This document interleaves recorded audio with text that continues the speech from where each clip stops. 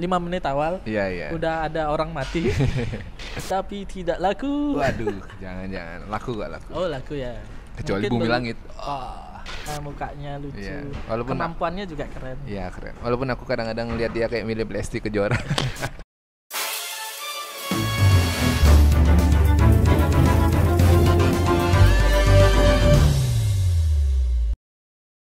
Kembali lagi di Roll Roll and and Review. Review. Bersama saya di sini di Dharma. Dan saya Yoma Karisma memandu kalian untuk mereview sebuah film baru ya. Ya, film-film yang sangat bermanfaat tapi tidak laku. Waduh, jangan laku gak laku. Oh, laku ya. Kecuali Mungkin Bumi baru- Langit. Iya. Oke, kali ini kita langsung aja deh. Kali ini kita akan mereview salah satu film yang mungkin Baru aja tayang ya. baru tayang ya Hari ini tayang Hari pertama. ini tayang pertama yaitu Dungeon and Dungeons. Dragons. Iya, Dungeon and Dragons. Gimana spellingnya?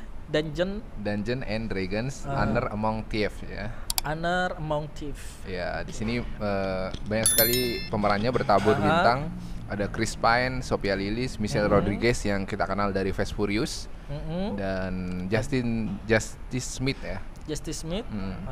Dan banyak juga Dan banyak aktor juga lainnya. aktor-aktor. Jadi di sini bercerita tentang, kalau yang nggak tahu, Dungeon and Dragons ini adalah suatu game board ya. Ini dari game board ya, game board dari RPG, game board, RPG yang berbasis kayak ya bermainan kayak Monopoly gitulah. kayak Monopoly. Ya, ini Biasanya terkenalnya di mana? daerah Amerika, Eropa itu game-gamenya. Daerah Amerika. Dan ini diadaptasi ke bentuk film yang mengambil sudut pandang dari game itu ya, gitu ya. Kita ke sinopsisnya. Ya. Sinopsisnya di sini menceritakan seorang apa ya? Thief ya, Thief, sekumpulan pencuri. sekumpulan pencuri yang awalnya mereka itu pengabdi mah. Iya, Pengabdi yang taat juga, Harper ya. Yang dibalik sumpahnya dia harus membela kebenaran. Ya, klannya gitu lah ya. Tapi karena suatu kesalahan dia itu akhirnya hilang arah karena istrinya meninggal dan akhirnya mereka menemukan sebuah tim, sebuah tim untuk menjadi pencuri. Iya. Gitu. Makanya di sini judulnya Honor Among the Thieves ya. Karena kelompok itu adalah kelompok pencuri yang mencoba bangkit dari keterpurukan masing-masing, dan di sana nanti sampai akhir film itu keseruannya itu nanti kayak kita ngerasa dibawa ke dunia game gitu. Ada quest-quest yang mereka selesaikan gitu. Kita ngikutinnya kayak gitulah. Jadi untuk Yama first impressionnya gimana, Ma? Kalau first impression dari aku yang bukan sebagai player gamenya gitu ya, merasa ikut kayak masuk dalam fantasi game itu gitu. Oh, masuk Iya dalam kan? fantasi Iya. gamenya. Sinematiknya luar biasa. Terus ya kita berasa banget kayak lagi hidup di dunia imperial. Oh iya. Zaman-zaman Perancis kuno, ya, Eropa like kuno. Age, ya Eropa kuno kayak gitu-gitu. Dan kerasa banget unsur gamenya tuh kayak habis ngelesain satu quest, nanti bakal ada apa nih lagi nih gitu. Serunya nggak habis-habis ya makanya kalau nonton ini. Berarti babak-babaknya itu ya. Jadi dilihat bagaimana dia itu apa namanya? Berkembang. Karakter development. karakternya berkembang sampai juga dapat konflik-konflik yang konfliknya. kecil besar akhirnya tidak tertolong. Yang aku suka juga di sini, kalau kalian penonton baru atau nggak pernah ngikutin yang sebelumnya dan nggak main gamenya ini, dijelaskan banget gitu lah. Konteksnya ini, latar belakangnya mereka kayak apa, itu satu-satu dijelaskan. Jadi seru banget pokoknya. Banget ya. Iya, kalau Dharma gimana first impression nonton ini? Kalau aku first impressionnya kita lihat dari scene awal dulu ya. Scene awal tuh kan masuk ke penjara tuh. Iya. Dan setelah masuk ke penjara, udah itu mengenalkan dua tokoh utama. Iya, tokoh utamanya. Ya ampun, masa orangnya langsung mati baru. Iya. 5 menit awal. Iya. Udah ada orang mati. Ya, itu seru sih ya. first impression. Nah, selanjutnya juga aku lihat film ini kayak fantasi banget. Jadi orang yang punya imajinasi liar tuh pantas nonton film ini. Bener. Setuju sih. Ini fantasinya dan nggak maksa ya. Nggak maksa. Plotnya seru diikutin. ininya, set production, terus sinematiknya semuanya berasa kayak kita masuk dalam game dan kerajaan Eropa tahun 80-an itu lah, sebelum Masehi. Keren sih. Selanjutnya nih untuk penampilan aktor. Penampilan aktor dari Chris Pine, tokoh utamanya Chris Pine, ada Sophia Lillis, ada Michelle Rodriguez, dan Justice Smith. Doric itu villainnya. Enggak, Doric itu yang ini, yang apa namanya, lone druid yang bisa berubah jadi. Oh iya. Jadi kalau kalian nonton nanti di sini ada kayak setiap tokoh tuh punya kekuatan masing-masing ya. Kalau ini karena ini adalah film fantasi, jadi kayak bangsa penyihir, lone druid, orang yang bisa berubah jadi binatang tuh ada gitu. Semua. Penyihir, ada barbarian, kan? Ada yang kurcaci juga. Ya, hobbit ada juga, ada warrior. Jadi bangsa-bangsa fantasi kayak gitulah yang bakal kalian nikmati di film ini gitu. Oke, back to penampilan aktor gimana deh? Chris Pine, tokoh utamanya ini. Untuk Chris Pine lucu sih sebenarnya. Maksudnya kalau bisa dilihat ya dari film-filmnya kemarin sebelumnya kan ada yang di ini ya, dia main ya di Wonder Woman dia main. Wonder Woman ya. Ya tokoh yang apa namanya? Keras kepala. Keras kepala itu kelihatan kok, keras kepalanya gimana. Sombongnya, nggak mau salaman sama orang yang udah membantu dia. Iya, cocok sih. Dapat lah gitu ya. Dapat. Apa namanya? Jailnya gitu, mischief gitu kan, dia kayak mischief gitu ya, tipe-tipe itu seru juga sih ya. Terus kalau aku sih yang Rodriguez ya, si siapa namanya, Michelle Rodriguez yang main Fast and Furious kan ini. Fast and Furious, iya. Jadi istrinya Dom kan ini. Dia emang bener-bener sedikit ngomong banyak gerak ya. Tapi kerennya tuh dapat gitu loh ininya. Dia kan paling perkasa tuh, wanita paling perkasa di film ini. Baru dapatlah ini ya, apa namanya tuh? Baru karakternya. 5 detik pertama udah ulti orang. Iya, justru di 5 detik awal tuh kita dapat pengenalan tokohnya lebih ke Michelle-nya ya. Yang memerankan tokohnya itu jadi Holga ya itu ya. Kalau aku dari aktor sih yang mencuri perhatian yang jadi lone druid ya, Sophia Lillis ya. Yang kecil anak yang Sophia Lillis ya. Okay. Itu sih juga lucu sih, kelihatannya mukanya lucu, walaupun kemampuannya juga keren. Iya keren, walaupun aku kadang-kadang ngeliat dia kayak milih Lesti Kejora. Tapi keren sih. Sama ini ya, kita apresiasi yang jadi villainnya yang jadi Sofina ya, Daisy Head. Ya, Head. Ini juga lumayan bagus ya. Lumayan bagus juga. Ya. Kayak jadi penyihir yang jahat, tapi dia nggak jahatnya di akhir, disimpan terus dia diam dapat gitu. Seremnya dapat loh. Horornya dapat. Red Witch ya? Iya. Kaum Red Witch dari bangsa Tayan kan. Ya. Keren sih villainnya, actingnya kayak keseluruhan dikeluarkan banget ya kemampuannya. Betul. Kita bahas apa sekarang? Efek visual. Kalau udah Paramount yang buat, nggak usah ditanya lagi.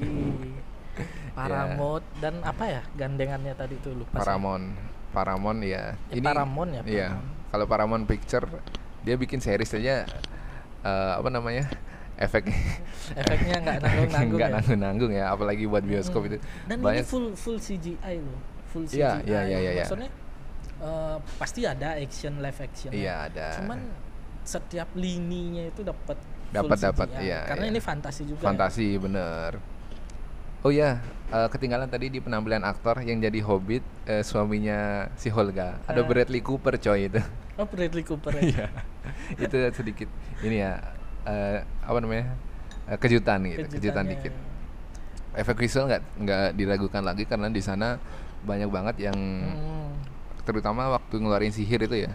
Sihir itu pas, efeknya pas, nggak lebih, nggak lebay. Efek apinya juga lumayan. Iya.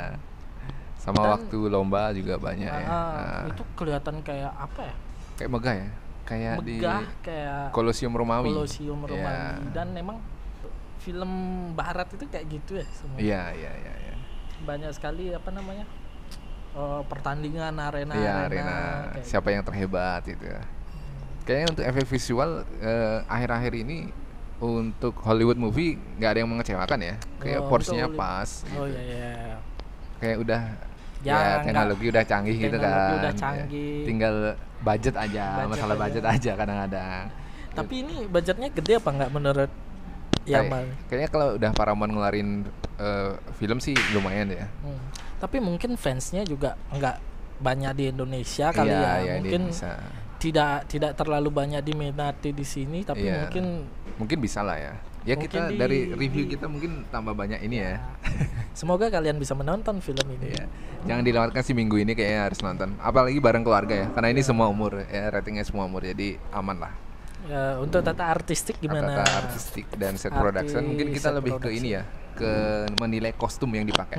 Karena ini tahun-tahun imperial, pakai kostumnya mirip sih kayak Lord of the Rings. Ya, Game of Thrones. Nggak lebay. Cocok sih karena era-era seperti itu di fantasi. Oh, dan gini juga kan di sana ada banyak bangsa-bangsa kayak elf yang kupingnya hobi, terus ada yang di awal sini itu kan bangsa orc ya, bangsa orc. Itu bagus juga sih awalnya. Nggak lebay sih. Ya, nggak lebay. Kalau menurutku nggak lebay. Emang sih ada misalnya kayak simbol-simbolnya orc tuh kayak coretan di wajah dan lain-lain. Itu aja cukup. Nggak terlalu dilebayin, nggak semua hancur, nggak semua dirubah gitu. Walaupun dia masuk penjara kan kita nggak diseremin pasti semua. Kayak misalnya orc itu kan biasanya familiar warna hijau, hijau terus taringnya besar-besar itu enggak kan? Enggak karena agak merah. Sama gini, witch-nya juga keren ya. Jadi kayak ada tato-tato gitu, itu cukup lah untuk menambah keseruan. Ada beberapa scene dia waktu berubah tuh kan keren juga tuh. Elegan lah ya gitu. Elegan. Dan ini jarang juga witch digambarkan pakai kostumnya kan hitam terus hoodie gitu. Tapi kerahnya gitu. Iya. Jadi wardrobe-nya oke lah gitu. Wardrobe-nya juga oke. Terus ininya sih juga apa namanya? Aku lihat itu perubahan animalnya. Kan banyak tuh. Animal si Roderick itu ya. Animalnya itu mulus ya. Iya. Bagus banget. Bagus banget. Seru banget, smooth. Terus juga kayak misalnya kan ada bangsa-bangsa yang buaya itu. Ada bangsa buaya, ikan, banyak kucing. Iya. Itu tuh digambarkan kayak manusia berdampingan dengan manusia, tapi mukanya bagus. Binatang. Iya. Itu keren sih fantasinya. Fantasinya nggak terlalu liar dan masih diterima ya. Makanya semua umur gitu lah ya. Iya. Jadi kayak menggambarkan gimana sih imajinasinya kita. Benar. Kostum dan set lokasi udah kita bahas tadi ya, beberapa dikit ya. Terus untuk scoring, aku suka banget nih scoring. Scoringnya gimana? Ya, scoringnya kayak kita berasa di kafe-kafe zaman dulu di bar-bar gitu loh. Ada Harper nyanyian kayak di Skotlandia gitu kan ya. Ada seluruh seru banget. Apalagi kalau dia lagi melintas ke suatu negara terus musiknya berasa kita lagi di dunia fantasi banget ya. Ya berubah-berubah ya.